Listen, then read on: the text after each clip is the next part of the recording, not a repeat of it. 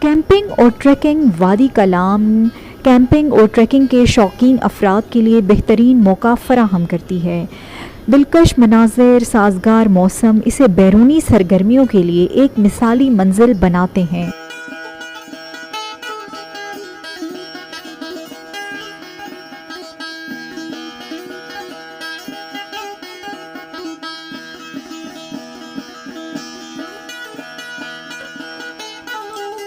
زائرین وادی کے پوشیدہ جوہرات کو تلاش کرنے اور اس کے پرسکون ماحول میں کیمپ لگانے کے لیے ٹریکس پر نکل سکتے ہیں۔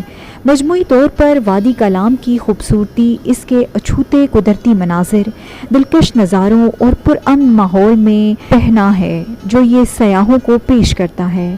یہ فطرت سے محبت کرنے والوں، ایڈونچر کی متلاشیوں اور شہر کی زندگی سے ہلچل سے بچنے کے لیے ایک پناہ گاہ ہے۔